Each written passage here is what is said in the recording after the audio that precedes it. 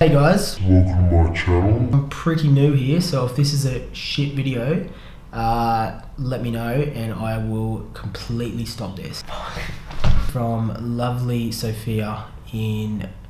How you going? My photos, especially street photo... How's it going everyone? Welcome to my channel, Captured by Joey. A couple of people have asked me how I edit my street photos. So today I thought I would actually go through one of the images I've taken from London and show you exactly how I achieved the look I got.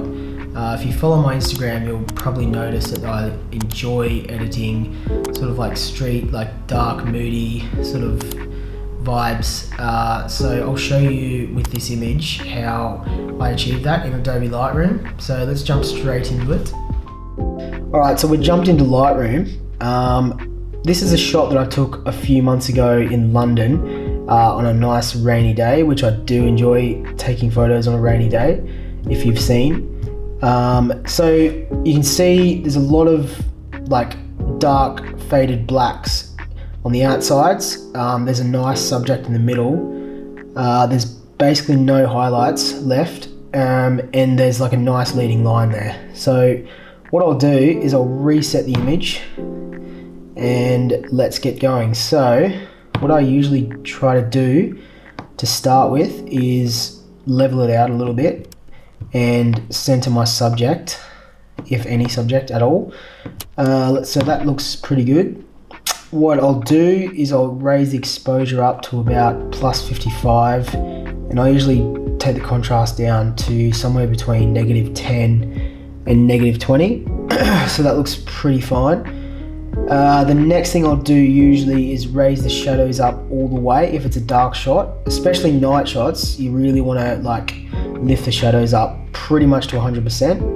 I'll take the highlights all the way down, the whites all the way down, and I feel like that just gives it a bit more of a cinematic look, as you'll see later, because highlights, I don't know, if you look at any movie or any like cinematic photo, the highlights are usually pretty like non-existent, if that makes sense. What I do is take the saturation down to about -20, bring this vibrance up to about plus 20. Depending on the photo, I either dehaze it or add haze. So in this case, I might just dehaze it to about plus 6. I usually take the clarity down to about -20, and the texture I bring up to about plus 8 to plus 10. So actually I'll bring that up a little bit more.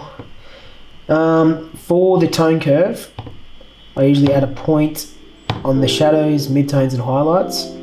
I take the shadows down a touch.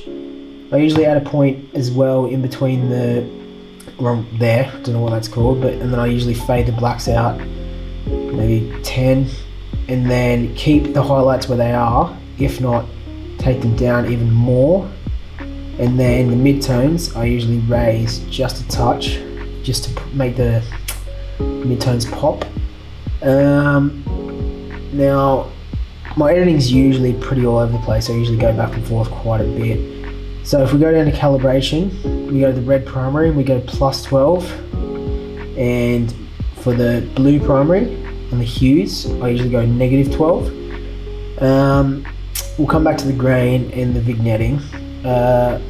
Also, lens corrections, I always check remove chromatic aberration and enable profile corrections. Basically, if you don't know what that is, it's basically just whatever lens you're shooting on, if you enable it, it'll just, like you can see, just corrects the lens distortion, if any at all.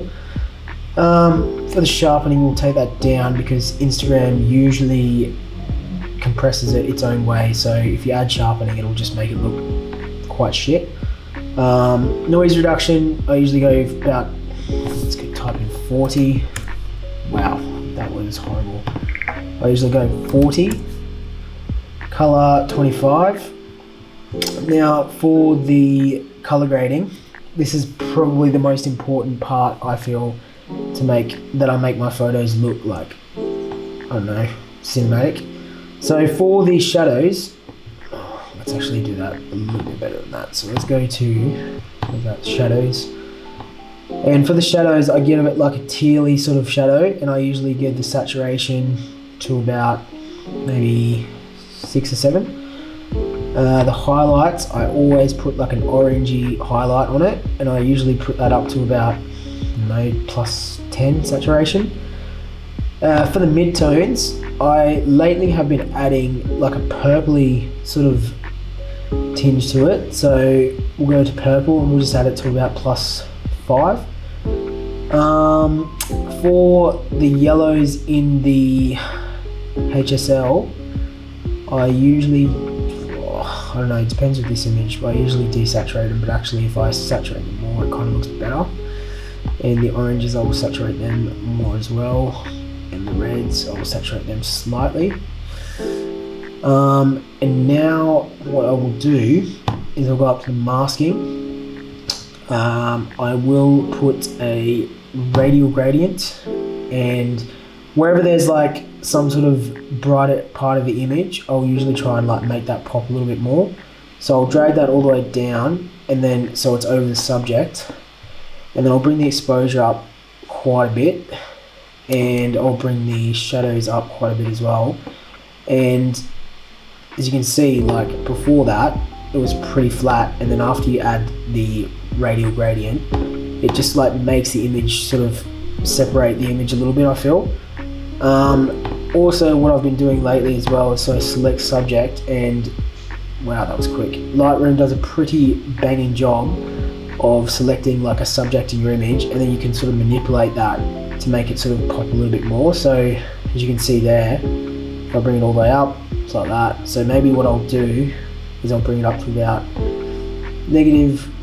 plus 62, and then I'll bring the shadows up a touch as well. And as you can see, there's a light there as well, just over here. And I don't really like how that looks, so what I'll do is I'll grab a radial gradient and I'll just bring the highlights up a touch, just to make it look a little bit less fake. So that's looking pretty good now. What I might do is actually add a linear gradient, and I'll just take that to the darker part of the image on the right hand side, and I'll just take the exposure right down. And I might do the same for the bottom as well, just to add a little bit more like focus on the center of the image, like that. You can do this with like vignetting as well, but I feel like the linear gradients are pretty good as well. So what I might do now, that's looking pretty good, but I might actually take the exposure back down to nothing, and then I'll go back into my radial gradient and add a little bit more exposure just to that part of the image, because I feel like that makes it look a little bit better, a little bit more cinematic. And you can just play around with that a little bit to make it pop with whatever you want. And then the temperature, I'll bring that down to somewhere around there. That looks pretty good.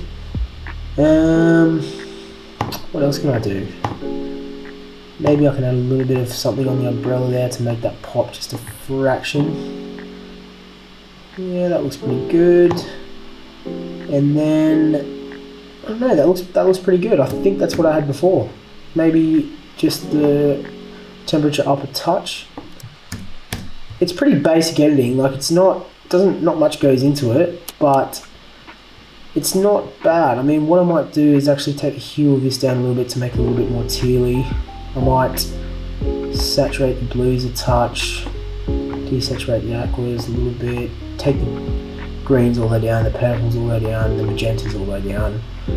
I can take the luminance of the red down a little bit to make that bust look a little bit less fake. Maybe bring the luminance of the oranges up just a fraction to make those lights up there pop, and maybe do the same for the yellows. And that's looking pretty good now. I'll just finish off with a little bit of grain. I usually go up to about plus 30, and maybe add a little bit of vignetting as well, maybe something about 14. Oh, and another thing I usually do as well, if there's a part of the sky that kind of looks a little bit bland.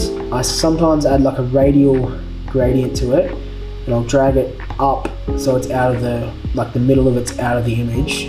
I'll dehaze it and I'll bring the exposure up, and it kind of just gives like this weird sort of like foggy effect. I don't know, sometimes it works, sometimes it doesn't.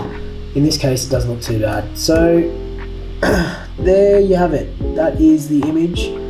I can't really remember if it looks the same as it did before, but that's basically how I edit my photos. What I might do, let me know, I might do some more of travel photos, I might do some more of like nighttime photos, I don't know, I'll just figure it out. And I might even actually show you how I actually take the photos while I'm out and about shooting. So anyways, hope you enjoyed the video.